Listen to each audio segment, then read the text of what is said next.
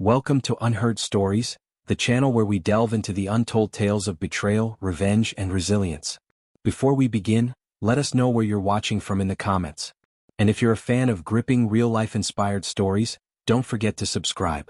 This one will leave you on the edge of your seat. What if the people closest to you, the ones you trusted the most, betrayed you for years? Imagine discovering that everything you've built, your family, your love, your trust, was based on a lie. Today we're sharing the story of one man who faced this nightmare and turned it into an opportunity to rewrite his future. His journey is filled with twists and turns that will leave you questioning just how far someone can go for revenge and justice. This is not just a story of betrayal, it's about a calculated, cold response that changed lives forever. Stay tuned as we unravel the chilling chain of events that led a powerful CEO to uncover the ultimate deception. And don't go anywhere, the best part is yet to come. Where are you from? Comment below and let's dive into the story. Eric Mercer sat across the candlelit table, his fingers lightly tracing the stem of his wine glass. The soft glow of the restaurant's ambient lighting reflected off the deep burgundy liquid, but his focus wasn't on the wine. It was on Kara, his wife of 15 years. She seemed distant tonight. Her emerald green eyes, once bright and confident, now darted around the room, avoiding his steady gaze. He noticed her fingers fidgeting with the napkin in her lap, a telltale sign of anxiety she had never managed to hide. The diamond ring he had given her on their wedding day caught the light as her hand trembled slightly. She hadn't touched her appetizer, something she normally relished at this restaurant. "You're not eating," Eric remarked, his voice calm but deliberate. As the CEO of Mercer Tech, a cybersecurity empire, he had perfected the art of reading people. Silence, hesitation, every detail was data to him. "You love the appetizer here." "I'm not very hungry," Kara murmured, her voice barely above a whisper. Her tone was unsteady but her words seemed rehearsed. Eric leaned back slightly, observing her like he would a problematic business deal. "Is something on your mind?" he asked, though he already sensed the answer wouldn't be good. The silence that followed was thick and unbearable, broken only by the faint clinking of silverware and soft murmur of conversations around them. Kara finally looked up, her eyes meeting his. They were filled with an emotion he couldn't immediately place. Fear, perhaps? Guilt? "Eric," she began, her voice trembling. She hesitated, then took a deep breath. "There's something I need to tell you." The room seemed to grow quieter as the words left her lips. Eric leaned forward slightly, his fingers still tracing the wine glass. "Go on," he urged, his tone measured, almost too calm. Her grip on the table's edge tightened, her knuckles turning white against the pristine tablecloth. "It's about Stephen," she said finally, her voice breaking. "Your brother. We've been involved." Time seemed to slow as her words hung in the air between them. Eric's mind raced, cataloging every small inconsistency from the past 15 years. Stephen's frequent presence at family events, the late-night office meetings, the inside jokes they shared. Pieces of a puzzle he hadn't realized he was solving fell into place. But Kara wasn't finished. "We've been together since before the wedding," she admitted, her voice now steadying as if she'd accepted the weight of her confession. "And the kids?" She hesitated, looking away as tears began to well in her eyes. "All three of them, they're Stephen's?" The noise of the restaurant faded into a dull hum in Eric's ears. James, Sarah, Elena, the children he had loved, protected, and raised as his own, were not his. They were Stephen's. Strangers. Eric's hand moved slowly, deliberately, reaching into his pocket. He retrieved his phone, his movements precise and calculated, as they always were in high-stakes negotiations. Scrolling through his contacts, he found the one he was looking for. Kara watched him, her confidence faltering with every second of his silence. "Hey Steve," Eric said calmly when the call connected. His voice was eerily even, devoid of any emotion. "Mom's asking about those DNA test results I sent her last week." Kara's face went pale. Her lips parted as though to speak, but no words came. Eric finally set the phone down and leaned back in his chair. "You didn't think I knew," he said, his voice still as steady as ever. "Did you?" The facade Kara had maintained for 15 years crumbled in an instant. Her carefully crafted confidence shattered like glass. "Eric, please," she started, but he held up a hand to stop her. 15 years, he said, his voice hardening. 15 years of lies. "And now you have the audacity to ask me to understand this?" Eric remained seated, his gaze locked onto Kara. The calmness in his demeanor was unnerving, a stark contrast to the emotional storm brewing inside him. This wasn't a man unraveling, this was a man calculating. He had spent years in boardrooms dismantling opponents and orchestrating victories. This was no different, except this time it was personal. Kara's trembling voice broke the silence. "We didn't mean for it to happen like this. Stephen and I," she stammered, searching for the right words to justify the betrayal. Eric raised a brow, his fingers now steepled as he leaned slightly forward. "Didn't mean for it to happen?" His tone was razor-sharp. "You accidentally carried on a 15-year affair? You accidentally had 3 children with my brother?" Her lips quivered as she tried to respond, but nothing came out. Instead, she dropped her gaze, her hands twisting the napkin into a crumpled mess. Eric leaned back again, his eyes scanning her like a predator sizing up weakened prey. "And now, let me guess, you and Stephen want to play house with my kids while I stand by as Uncle Eric?" Tears streaked Kara's face, her carefully applied makeup now a smeared reminder of the woman she had pretended to be for so long. "We thought," she started but faltered. "We thought you might still want to be in their lives, for their sake." "For their sake," Eric repeated slowly, each word laced with contempt. "You mean for your sake? Because this would all crumble without me, wouldn't it? Without my money, my name, my resources." The weight of his words pressed down on her. She began to sob softly, but Eric didn't flinch. He was done being manipulated by emotions. "I'm going to ask you a question, and I want the truth," Eric said, his voice colder than ever. "How long have you been planning this? How long have you and Stephen been plotting to take everything from me?" Kara looked up, her tear-filled eyes pleading. "Eric, please. Answer the question," he snapped, the sharpness in his tone making her flinch. "Since," she hesitated, her voice trembling, "since Elena was born." "Elena," Eric echoed, his mind flashing back to the moments he had shared with his youngest daughter, holding her hand during her surgery, staying up with her through endless nights of fever. It all felt like a cruel joke now, a fabrication he had unknowingly played into. But Eric didn't let the pain show. Instead, he reached for his phone again and opened a file. His private investigator, Franklin Parsons, had been compiling information for months, evidence Eric had demanded the moment doubts about his wife began to surface. He scrolled through photos and financial statements, each more damning than the last. "Stephen's been siphoning money from my company," he said, his tone matter-of-fact. "Using your position as CFO to cover his tracks." Kara's eyes widened, but Eric continued, unbothered by her shock. "Offshore accounts, shell companies, fraudulent contracts. It's all here. Every betrayal leaves a trail, Kara, and you and Stephen were too arrogant to cover yours properly. Eric, please, we can fix this." "Fix this?" Eric laughed, the sound devoid of humor. "You're not even sorry for what you did. You're sorry you got caught." Kara reached across the table, her hand trembling as it hovered near his. "I never stopped loving you, Eric." Her words were meant to soften him, but they only hardened his resolve. He pulled his hand back as if her touch might contaminate him. "Don't insult me," he said sharply. "You didn't love me. You loved the life I gave you. And now I'm going to take it back." He stood abruptly, the chair scraping against the floor. Kara's sobs grew louder, but he ignored them. He retrieved his wallet, pulling out enough cash to cover the untouched meal, and dropped it on the table. "Happy anniversary, Kara," he said, his voice dripping with venom. "Enjoy the ride home. I've already called a car." Before she could respond, Eric walked out of the restaurant, his tailored suit immaculate, his expression unreadable. The cool night air hit him as he stepped outside, but it did little to quell the fire raging within. His mind was already racing, formulating the next steps in what was no longer a marriage but a war. Back at his penthouse, Eric entered his study, the room that had always been his sanctuary. Family photos lined the walls, snapshots of birthdays, vacations, and holiday gatherings that now felt like evidence in a crime scene. Each smile, each embrace, a lie. Franklin was already there, a manila folder in hand. "You're back early," Franklin said, though he didn't sound surprised. He had been with Eric long enough to anticipate moves before they happened. "Pour yourself a drink," Eric said, gesturing to the bar cart. "We've got work to do." Franklin moved to the bar but didn't open the folder yet. "You've known for months, haven't you?" 6 months, 2 weeks, and 3 days, Eric replied, his voice devoid of emotion. "The moment Elena needed a blood test for her surgery, I knew something was off. Her blood type didn't match mine." Franklin nodded, his respect for Eric's composure evident.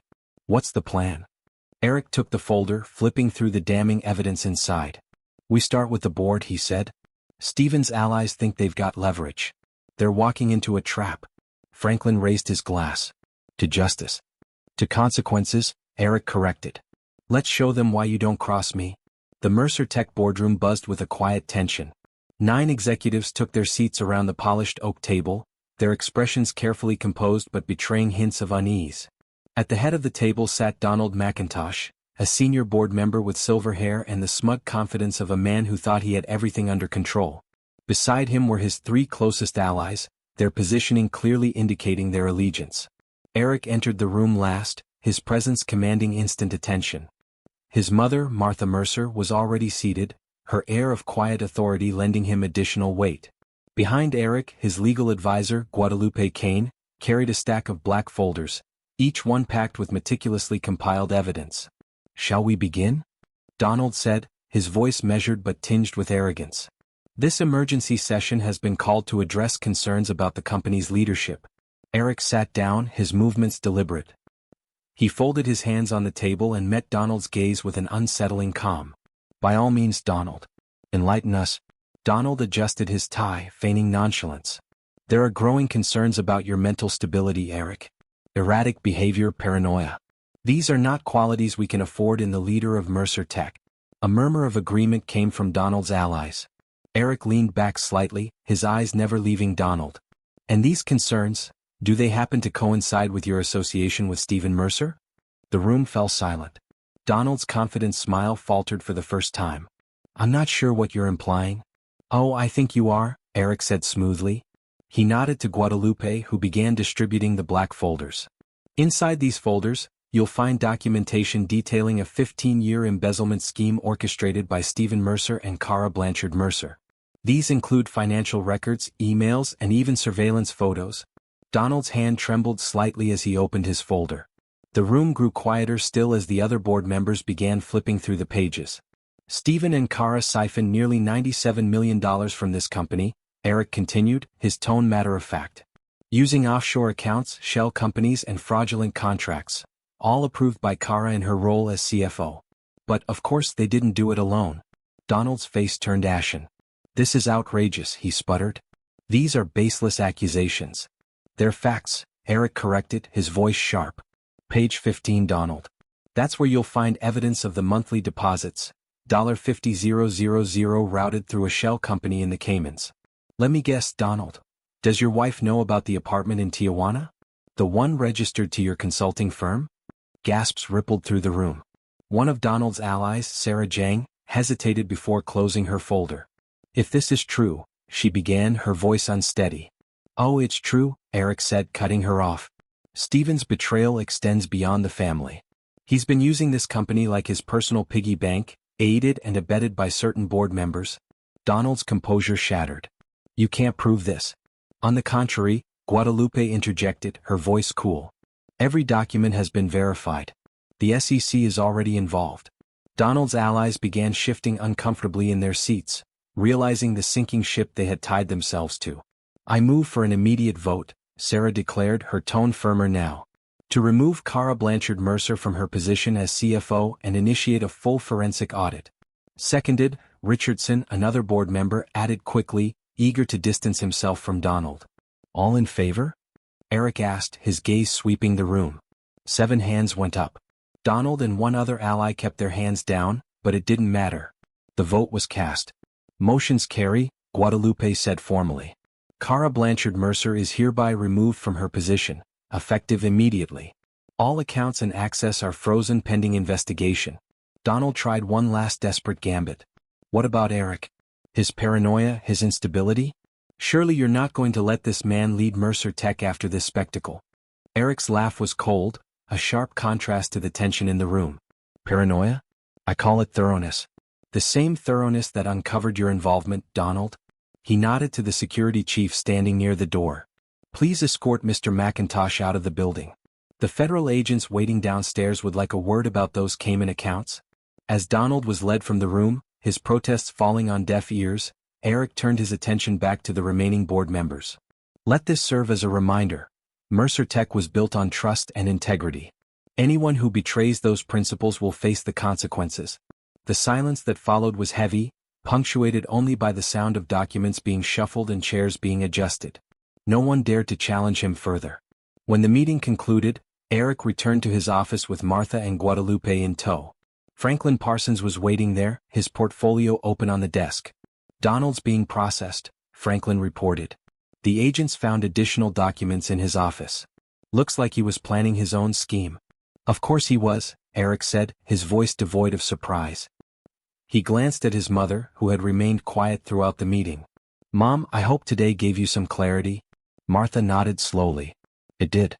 And it reminded me why your father trusted you with this company. You've proven today that you're more than capable of protecting it." Eric's expression softened slightly. "Thank you, Mom." But his focus quickly shifted. "What about Kara and Stephen?" he asked Franklin. "They're scrambling," Franklin replied. "Kara's lawyer has already reached out, trying to negotiate a deal. Stephen, well, he's in panic mode. He's holed up in his apartment, probably trying to figure out his next move." Eric allowed himself a small, grim smile. "Let him panic. It's only going to get worse from here." Guadalupe placed a hand on Eric's shoulder. "The board's on your side now. You've handled this perfectly." "It's not over yet," Eric said. "Not until they lose everything." Martha's voice cut through the room. "Eric, are you sure you're prepared for what comes next? This isn't just about the company anymore." "I know," Eric replied, his tone resolute. "This is about family. And they need to understand that you don't betray this family and walk away unscathed." The drive to Martha Mercer's estate was silent, save for the occasional hum of the car engine. Eric sat in the back seat, his fingers steepled as he gazed out at the city lights. His mother, seated beside him, seemed lost in her own thoughts. The events of the day had been monumental, but the storm was far from over. When they arrived, the familiar warmth of the Mercer family home greeted them, though it felt hollow now. This was the house where birthdays were celebrated, where holiday dinners were hosted, and where memories had been made. Yet, every room seemed tainted by the revelations of betrayal. In the study, Martha took her usual seat, her hands folded in her lap. Eric remained standing, pacing the room with slow, deliberate steps. The gravity of their situation weighed heavily in the air. "Stephen's going to come here," Eric said finally, breaking the silence. His tone wasn't speculative, it was certain. "He'll try to spin this, play the victim. He'll come to you because he knows I won't give him an inch." Martha's lips tightened and she nodded. "I know my son, Eric. I also know the damage he's done. Don't mistake my silence for weakness. I stand with you." Eric paused, his gaze softening as he looked at his mother. "He's not just my brother, Mom. He's your son. If you need to speak to him." She cut him off with a wave of her hand. "Stephen made his choices. He may be my son by blood, but his actions have severed any trust or loyalty I once had. You, Eric, have proven yourself time and time again. My allegiance is to the family you've built and the legacy your father left behind." Before Eric could respond, the sound of the doorbell echoed through the house. Martha's housekeeper appeared in the doorway. "Mr. Stephen is here," she announced, her tone clipped. Eric's jaw tightened. He turned to Martha, silently asking if she was ready. She nodded, her expression steely. "Send him in." Stephen entered the room moments later, his usually polished appearance slightly disheveled. His tie was loose, and his hair lacked its typical precision. His eyes darted between Eric and Martha, the tension in the room palpable. "Mom," Stephen began, his voice tinged with desperation. "You can't believe everything Eric's been saying. He's trying to destroy me." "Sit down," Martha said, her voice cold and commanding. Stephen hesitated but eventually obeyed, sinking into the chair across from her. He avoided Eric's gaze, focusing solely on their mother. "Mom, please. You have to understand. Kara and I—" "Stop," Martha interrupted, her tone sharper than Eric had ever heard. "Don't insult me with excuses, Stephen. I've seen the evidence. I know everything." Stephen's face paled. "Everything?" "Everything," she confirmed. "The affair. The embezzlement. The plans to flee the country with the children. How dare you stand here and act like the victim?" He turned to Eric, his expression darkening. "You're behind this. You've always been the golden boy, the favorite. You couldn't handle the fact that Kara chose me." Eric's laugh was low and devoid of humor. "Chose you? Is that what you tell yourself to justify what you've done? She didn't choose you, Stephen. She used you. Just like she used me. The difference is I see her for what she really is now."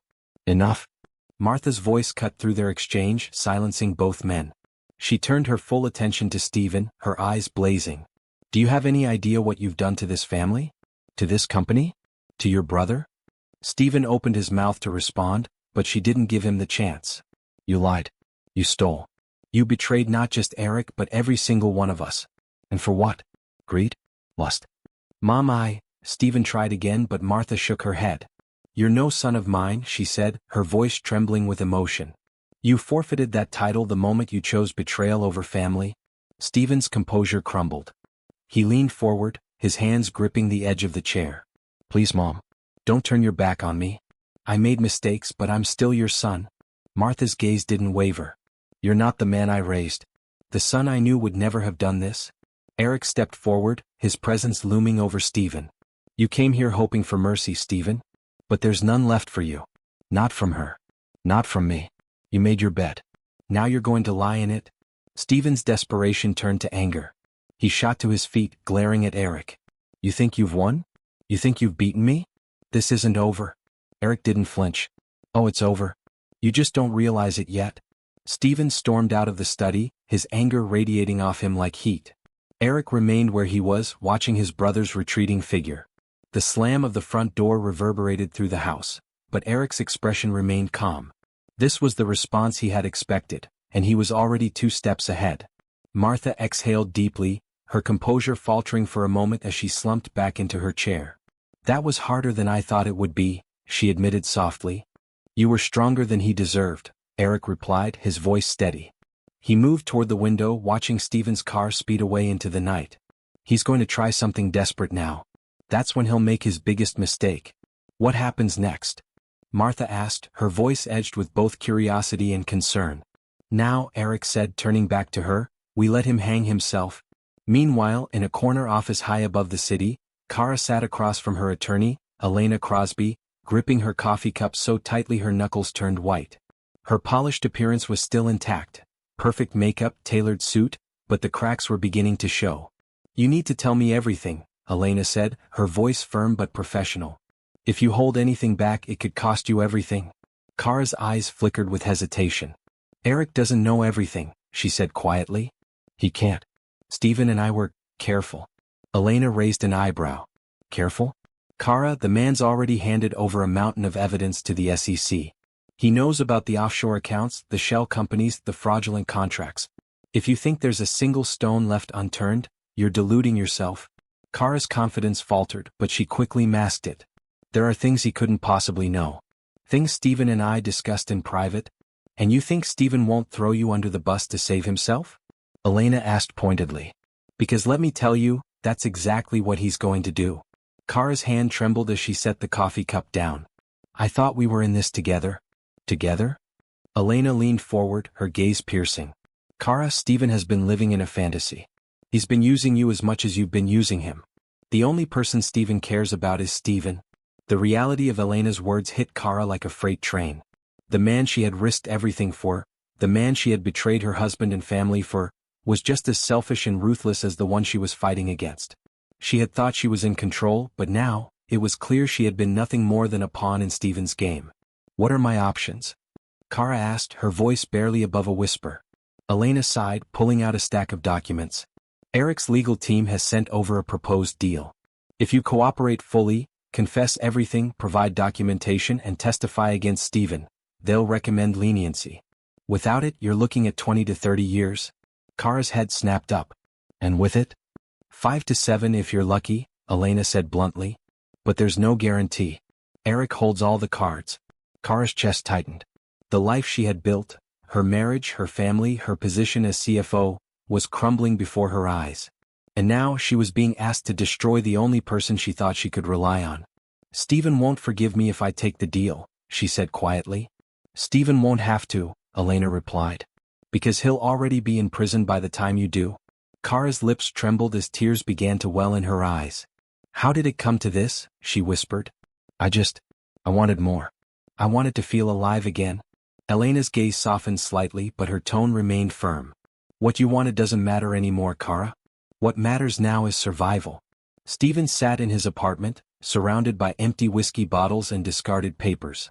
His phone buzzed incessantly on the coffee table, but he ignored it. He had tried calling Kara earlier, but she hadn't picked up. Now he was alone with his thoughts, and for the first time in years he felt truly cornered. He had underestimated Eric. He had always seen his older brother as a cold, calculating businessman, but he had never imagined the depths of Eric's ruthlessness. Every move Stephen had made over the past 15 years had been carefully catalogued, every lie meticulously documented. And now it was all coming back to haunt him. Stephen picked up one of the papers on the table, a bank statement showing the offshore accounts he had set up with Kara's help. The numbers that had once filled him with pride now filled him with dread. He knew Eric would stop at nothing to ensure his downfall. The sound of a key turning in the lock jolted Stephen out of his thoughts. He turned toward the door, his heart racing. When Kara walked in, her face pale and her eyes red from crying, Stephen felt a flicker of relief. "You came," he said, his voice hoarse. "We need to talk," Kara said, her voice trembling but resolute. Stephen gestured to the couch, but Kara remained standing. She crossed her arms, her posture defensive. "Eric's offered me a deal." Stephen's jaw tightened. "What kind of deal?" "To testify against you," she said bluntly. "If I take it, they'll recommend leniency." Stephen stared at her, his expression unreadable. "And you're actually considering it?" "What choice do I have?" she snapped. "He's got us, Stephen. He's got everything. Do you think we can beat him?" Stephen's eyes darkened, and for a moment, Kara saw a flash of the man she had fallen for, charming, confident, and dangerously persuasive. "We can fight this," he said, stepping closer to her. "Together?" Kara shook her head, her voice breaking. "No, Stephen. We're not together anymore. We never really were." Stephen froze, his expression hardening. "You think Eric's going to save you? He'll destroy you just like he's destroying me?" "He doesn't have to," Kara said, tears streaming down her face. "Because we destroyed ourselves?" Stephen's anger boiled over, but before he could respond, Kara turned and walked out the door, leaving him alone with his thoughts, and his impending doom. The federal courthouse buzzed with tension as reporters lined the steps outside, their cameras ready to capture the culmination of what had become a national scandal. Dubbed the Mercer betrayal, the case had gripped the public's attention, mixing family drama with corporate fraud in a spectacle no one could look away from. Inside the courtroom, the air was thick with anticipation. Stephen and Kara sat side by side at the defense table, their once perfect veneers cracked under the weight of the evidence against them. Stephen's tailored suit hung loosely on his frame, his disheveled appearance a stark contrast to the confident persona he had once exuded. Kara, in a pale blue Chanel jacket, looked like a shadow of her former self, her makeup failing to hide the exhaustion and fear etched into her face. Eric Mercer sat in the front row behind the prosecution, his expression stoic, his eyes focused. Beside him was his mother, Martha, her usual elegance undercut by the tension of the moment. On Eric's other side sat Franklin Parsons, the investigator who had pieced together the damning evidence that had led them all here. The portfolio on Franklin's lap contained every detail of Stephen and Kara's crimes, evidence that had been meticulously compiled over months of preparation. "All rise," the bailiff announced as Judge Carol Willard entered the room.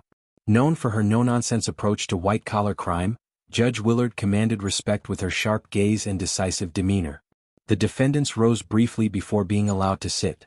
Judge Willard took her seat and surveyed the courtroom. "This case represents a profound betrayal of trust," she began.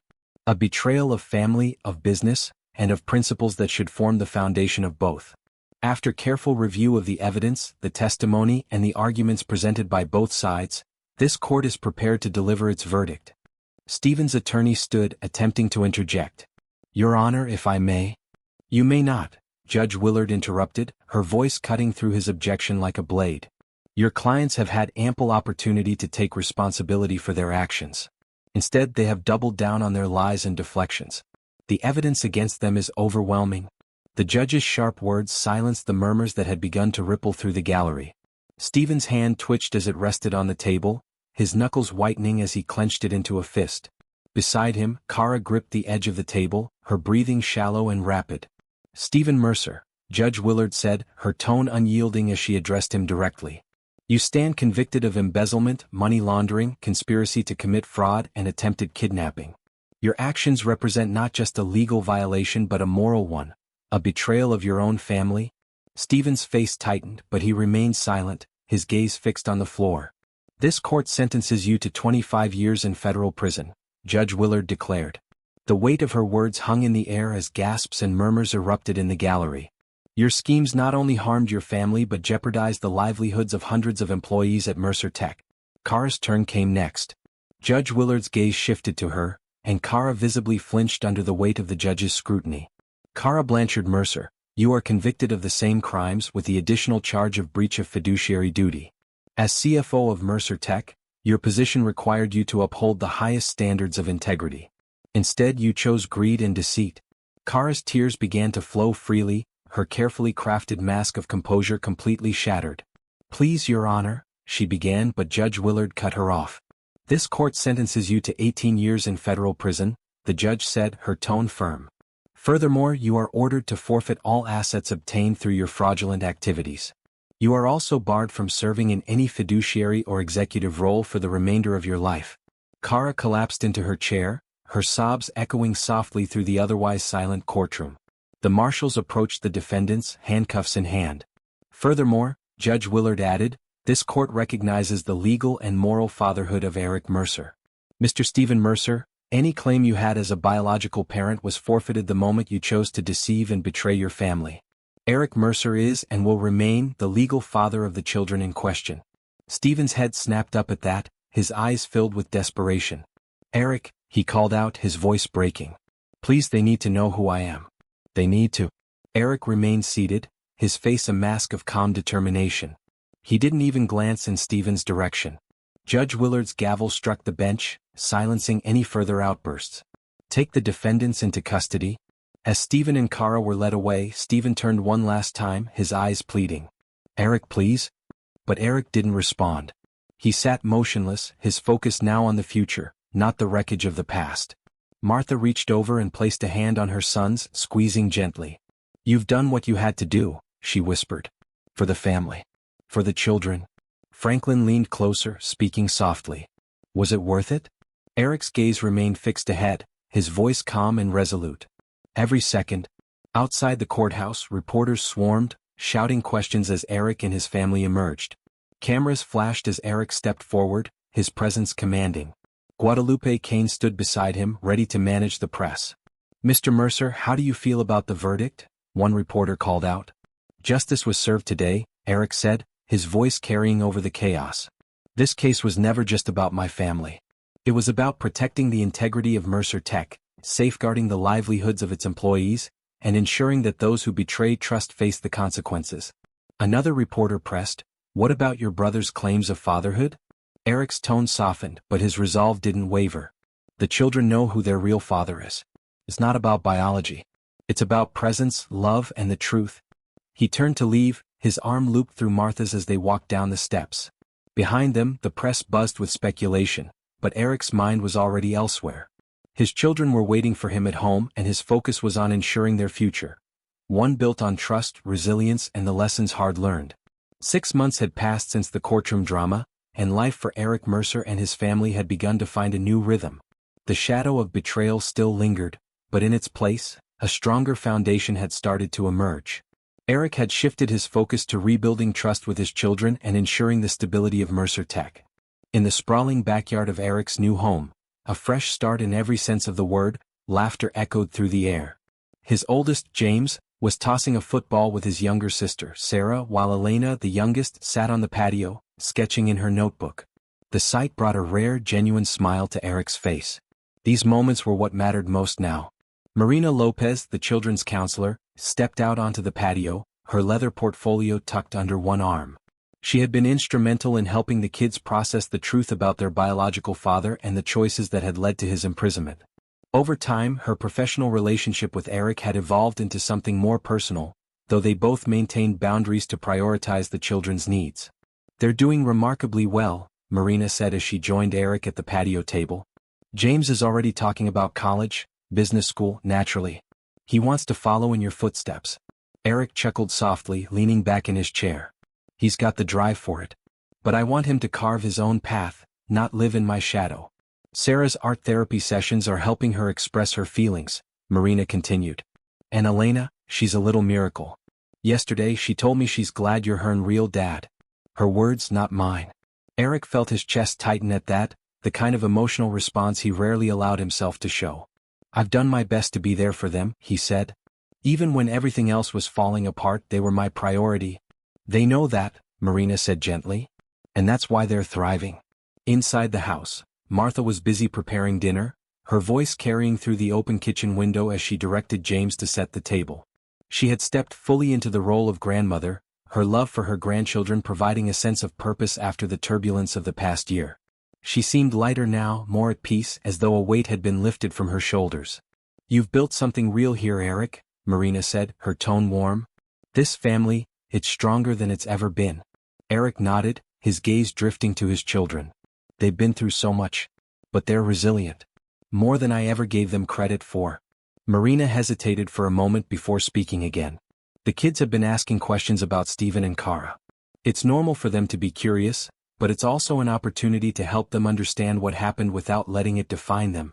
Eric sighed, rubbing his temples. "I've always been honest with them. They know the truth about what Stephen and Kara did. But I've also made it clear that the past doesn't have to dictate their future." Marina smiled. Like father, like children. Dinner that evening was a picture of domestic harmony. The dining table, new like the house, was filled with the chatter and laughter of a family that had weathered a storm and come out stronger. Martha beamed as she passed the twins, Robert and Claire, servings of mashed potatoes. At just 4 years old, the twins were the joyful result of a new chapter in Eric's life, born from his marriage to Marina 2 years prior. "You know," James said, breaking into a grin, "the boarding school wants Dad to give a commencement address. Something about integrity and leadership." Eric raised an eyebrow. "And what do you think I should say?" "Tell them the truth," Sarah chimed in. "About everything." Eric considered her words, his gaze steady. "The truth is important," he said, "but so are the lessons we've learned from it. The past doesn't define us. How we respond to it does." After dinner, Eric stood on the porch watching the kids play in the yard. Marina joined him, slipping her arm through his. "You seem lighter these days," she said. "I've let go of a lot," Eric admitted. "Not the memories, they'll always be there. But the weight of them. I've stopped letting it control me." "You've turned something painful into something powerful," Marina said. "That's not easy." Eric looked at her, his expression softening. "It's easier with you by my side." They stood there in comfortable silence, the sound of their children's laughter filling the air. For the first time in years, Eric felt a sense of peace. His family wasn't perfect, but it was real. And that was enough. 5 years swept by, bringing changes that even Eric couldn't have fully predicted. The Mercer family had grown stronger, the scars of betrayal fading into lessons rather than burdens. Eric's new home, free from the ghosts of the past, had become a hub of joy and togetherness. Laughter filled every room as his blended family embraced their new normal. In the backyard, James, now in his 2nd year at Wharton, was tossing a football with Robert while Sarah sketched under the shade of an old oak tree. Elena stood by Marina, helping guide the twins, Robert and Claire, in their latest pursuit, lacrosse. It was a scene of pure harmony, one that contrasted sharply with the chaos of years prior. Eric watched from the patio, a glass of scotch in hand. Marina joined him, her presence grounding. Over the years she had become not just his wife, but his partner in every sense of the word. Her patience and warmth had helped heal wounds he thought would never close. "Still thinking about the past?" Marina asked, placing a hand on his arm. "No," Eric replied honestly, his gaze on the children. "Just grateful for what it led me to." Inside, Martha was orchestrating dinner preparations with her usual precision. Now 87, she had embraced her role as the family matriarch. Her love for her grandchildren, including the twins, radiated in every interaction. She had made it her mission to ensure the family stayed close, hosting weekly dinners and celebrating every milestone. The wall of family photos in the living room told a new story, one of resilience and truth. Gone were the hollow smiles and hidden betrayals. These photos were real, capturing graduations, birthdays, weddings, and quiet moments of joy. The legacy Eric had fought so hard to protect was no longer just an ideal, it was tangible. During dinner, the conversation turned to plans for the future. "Dad," James said, his voice confident, "I've been thinking about interning at Mercer Tech this summer. I want to start in compliance and ethics from the ground up." Eric smiled, pride evident in his expression. "Good choice. The timing's perfect. We're expanding in Europe and there's a lot to learn about how ethical leadership works on a global scale. And Sarah's art is being featured in the school showcase," Marina added. Not to mention Elena made honor roll again. The twins, not to be outdone, chimed in with tales from preschool, their innocent chatter filling the room with laughter. For the first time in years, Eric felt the kind of contentment that came from knowing he had built something worth protecting. After dinner, Eric sat with James on the porch watching the stars. "You've always told us the truth about everything," James said suddenly, his tone thoughtful. even when it was hard. It's the only way to build something real, Eric replied. Trust, integrity, they're not just words. They're what make a family strong, a company strong, a person strong. James nodded, understanding the weight of his father's words. I get it now. Why you fought so hard. It wasn't just about revenge. It was about protecting us. Eric's gaze softened. It was always about you. All of you. As the evening wound down, Marina joined Eric on the porch. The twins had fallen asleep and the older kids were cleaning up inside. The house was quiet, the kind of peaceful silence that came from knowing everyone you loved was safe and happy. You've done it, Marina said, resting her head on his shoulder. You've built something stronger than what was broken. Eric wrapped an arm around her, pulling her closer. I couldn't have done it without you, he said. Without them. Marina smiled. And now? Now, Eric said, his voice steady, we keep building. For them. For the future. In that moment, under the starlit sky, Eric knew he had found what he had been searching for all along, not just justice but peace. And it was enough. 25 years later, the Mercer Tech global headquarters dominated the Manhattan skyline, a towering testament to power, precision, and resilience. Its sleek, modern architecture reflected the values Eric Mercer had worked so hard to instill: strength, integrity, and innovation. Inside the main boardroom, a press conference was underway, drawing media, business leaders, and the curious public alike. At the podium stood James Mercer, now 48 years old and the CEO of Mercer Tech. The resemblance to his father was striking. His steely gaze, commanding posture, and measured tone were unmistakable echoes of Eric's legacy. Today marks the 25th anniversary of my father's passing, James began, his voice carrying through the room with quiet authority. And yet, his influence shapes every decision we make at Mercer Tech. His principles, his vision, and his relentless pursuit of truth remain the foundation of this company. The audience listened intently, the room silent save for the clicks of photographers' cameras. Behind James sat his siblings. Sarah, now a renowned corporate attorney and the company's chief legal officer. Elena, a leading psychiatrist specializing in trauma recovery, and the twins, Robert and Claire, who managed Mercer Tech's European and Asian divisions respectively. Each of them embodied a piece of their father's legacy. My father built this company twice, James continued. Once as a startup, and again after betrayal threatened to destroy everything he'd created. He taught us that true strength lies not in avoiding challenges, but in how we rise after them. In the front row, Marina Mercer, now 75, watched her stepson with pride. Though Eric had passed away 10 years earlier from a sudden heart attack, his presence was still deeply felt. Marina had continued to uphold his values, ensuring the family stayed united and focused on the principles Eric had instilled in them.